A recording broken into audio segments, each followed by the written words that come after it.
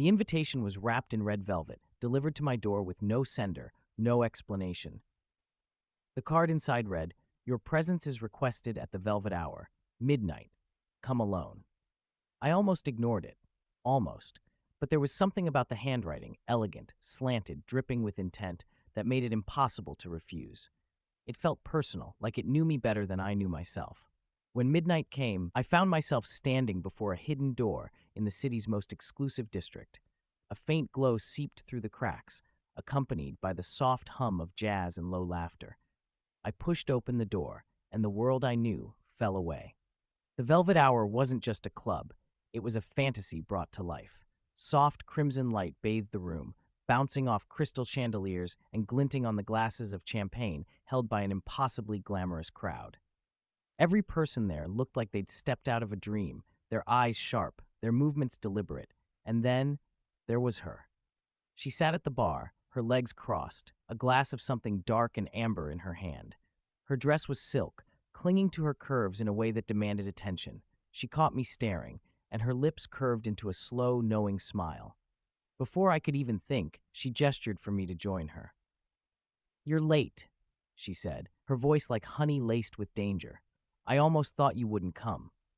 I didn't realize I was expected, I managed, my throat suddenly dry. She laughed, a low, throaty sound that sent shivers racing down my spine.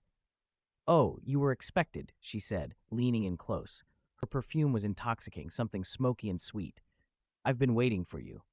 Before I could ask what she meant, she slid a key across the bar. It was small, silver, and warm to the touch. "Upstairs," she whispered. "Room 13. I hesitated, my pulse racing. "Why me?" She tilted her head, her dark eyes sparkling. "You'll find out soon enough, if you're brave enough to follow." I stood, every nerve in my body alight, and made my way up the winding staircase. Each step felt heavier than the last, the air thicker, charged with anticipation. Room 13 was at the end of the hall, its door slightly ajar.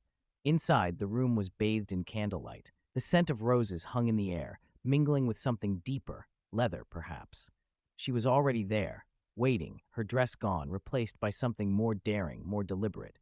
She moved toward me, slow and feline, her eyes never leaving mine.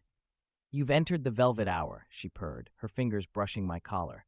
"Here, the rules of the world don't apply. No questions, no hesitation, just surrender." Her lips were inches from mine, her breath warm and teasing. "Are you ready to play?" The door clicked shut behind me, and the night became a blur of heat, whispers, and sensations I couldn't begin to describe.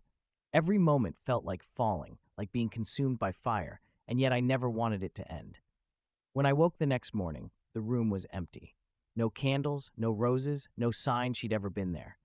All that remained was the silver key on the pillow beside me and a note that read, "You're invited back, if you dare."